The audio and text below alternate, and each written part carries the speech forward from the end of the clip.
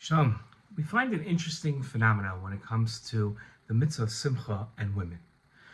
We have a couple of mitzvahs on each Chag. One of the mitzvahs on festivals is to appear at the Beit HaMikdash with the Korban. This is called the mitzvah of Re'iyah. Women are exempt from this mitzvah, and there is a thought that they in the Talmud that they should be obligated, because even though it's a time-bound mitzvah, women are obligated in the mitzvah of Hakel. Hakel is once every 7 years. The entire nation comes to hear the king read the Torah on the Temple Mount on Har HaBayit. Women are obligated to come to that, so the thought process would be that they should also be obligated to come for Re'iyah, even though, again, it is a time-bound mitzvah. One of the explanations that we can offer for the reason why women are not obligated in Re'iyah is because Re'iyah is tied into the mitzvah of Simcha. That's a longer discussion than for now, but trust me on it that mitzvah of Re'iyah and Simcha go hand in hand.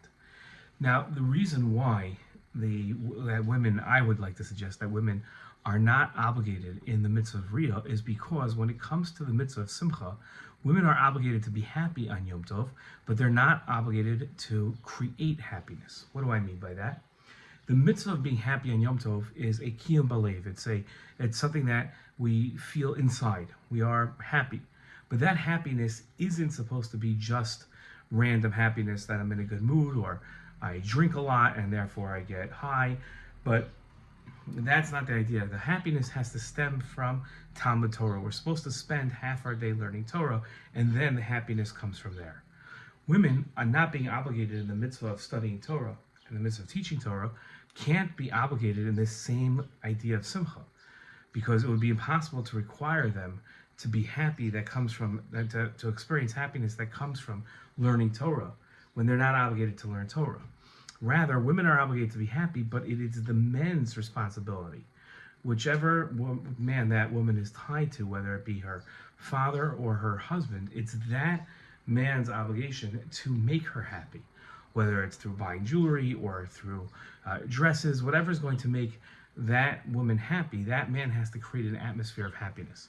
Women are not obligated in creating an atmosphere of happiness, because creating an atmosphere of happiness in the Torah can only come through Talmud Torah, can only come through the mitzvah of studying Torah, which women are exempt from. So to answer our question, why are women exempt from coming to the Beit HaMikdash? Because that mitzvah of Re'iyah is tied into Simcha, which is generated by the studying of Torah. Women, being exempt from the study of Torah, are not obligated in Re'iyah and are not obligated in the happiness that requires creating happiness. They're required to partake of happiness, but not required to create happiness. Creating happiness is a whole different story and must come and can only come from the study of Torah. Shalom.